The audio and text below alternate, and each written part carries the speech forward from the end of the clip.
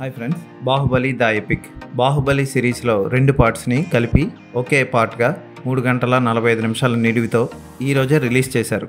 31న official release కాగా ఈరోజు premieres వేశారు. ఈ సినిమా ఎలా ఉందో ఇప్పుడు చూద్దాం. బాహుబలి 2 సిరీస్ చూడని వాళ్ళు తెలుగు వాళ్ళు అస్సలు ఉండరు.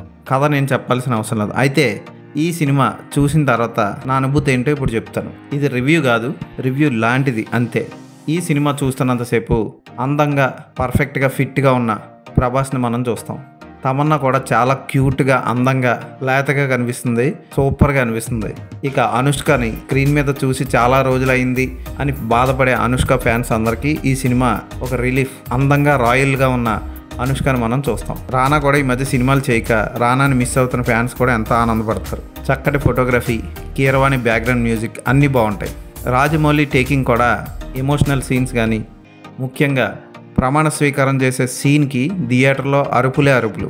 బాహుబలి క్యారెక్టర్ చాలా మంచి క్యారెక్టర్గా తీర్చిదిద్దిన విధానం ఇప్పటికీ కూడా ఆ క్యారెక్టర్ని చూస్తే మనకి బాధ కలిగిస్తుంది. నేను ఎప్పుడో 10 ఏళ్ల క్రితం పార్ట్ 1 ఒకసారి చూసా, అది నాకు అంతగా నచ్చలా. సెకండ్ హాఫ్ పార్ట్ 2 నాకు చాలా బాగా నచ్చింది. అందులోనే కొంచెం రొమాన్స్, ప్రేమ, త్యాగం ఇవన్నీ ఉంటాయి. ఫస్ట్ పార్ట్లో ఏదో అల్లరి చిల్లరగా తిరగడం, హీరో ఇంట్రడక్షన్, బిల్డప్ షాట్లే ఉంటాయి. కనుక నాకు సెకండ్ పార్టే నచ్చింది. ఇప్పుడు ఈ 2 మిక్స్ చేసిన పార్ట్ చూస్తే బాహుబలి సిరీస్లో పార్ట్ 1 అంతా ఫస్ట్ పార్ట్లో అయిపోతుంది, సెకండ్ పార్ట్ అంతా సెకండ్ హాఫ్లో అవుతుంది.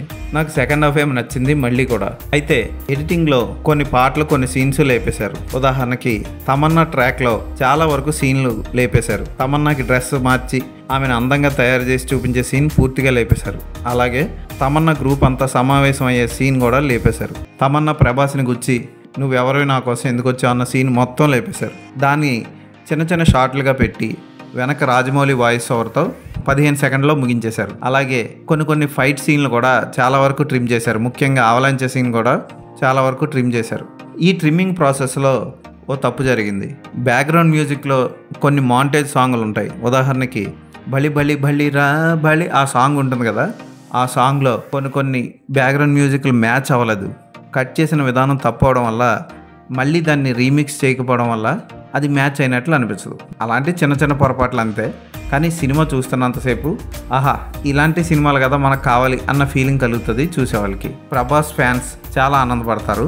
ఈ సినిమాకి ప్రీమియర్ షోలకి ఫ్యాన్స్ కూడా వచ్చారంటే ఊహించుకోండి. లేడీ ఫ్యాన్స్ కూడా వచ్చారు, ఫ్యామిలీస్తో వచ్చారు, పిల్లలు కూడా ఎంజాయ్ చేశారు. ఈ సినిమా ఫ్యామిలీతో కలిసి సరదాగా ఒకసారి మళ్ళీ చూడండి. ముఖ్యంగా తల్లిని ప్రేమించే కొడుగ్గా, సామ్రాజ్యం కోసం ఏదైనా ప్రాణత్యాగం కూడా చేసే గొప్ప వ్యక్తిగా, జంతువుల్ని, మనుషుల్ని, తోటివారిని, పేదవాళ్ళని ఆదరించే మనిషిగా బాహుబలి క్యారెక్టర్ని తీర్చిదిద్దిన విధానం బాగుంటుంది. కొన్ని నవల్స్ ఆధారంగా ఇన్స్పైర్ అయి తీసినట్లు చాలా సీన్లు తెలిసిపోతాయి. అయినా సరే బాహుబలి అప్పట్లోనే ఆకట్టుకుంది, ఇప్పుడు కూడా ఆకట్టుకుంటుంది. ఇక కొన్ని పాటలు తీసేశారు. ఇరుక్కుపో ధీరా ధీరా అంటూ వచ్చే ఐటమ్ సాంగ్ పోయింది. పచ్చబొట్టేసిన సాంగ్ పూర్తిగా తీసేశారు. హంసనావ సాంగ్ ఉంది, అది మాత్రం పెద్ద రిలీఫ్. అది కూడా కొంతసేపు ఉంది, ఓ చరణం తీసేసినట్లు అనిపించింది.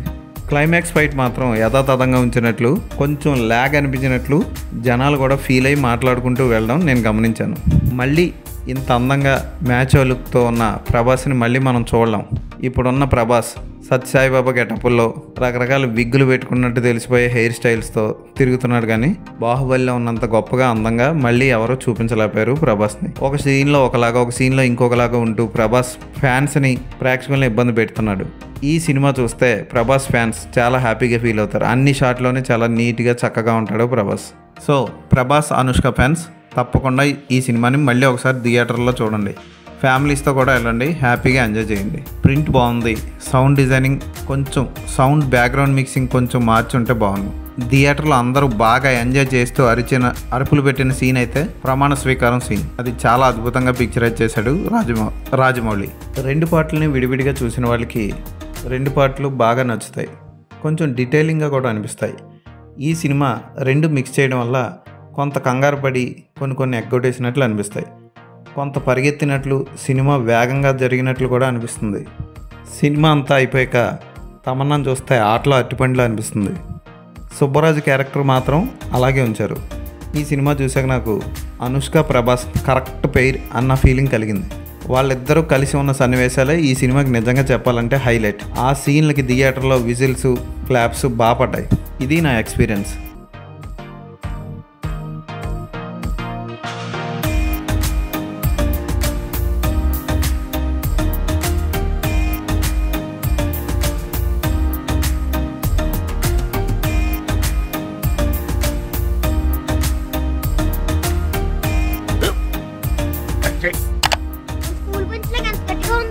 కొట్రా, కొట్టు, పర్లేదు, కొట్టు.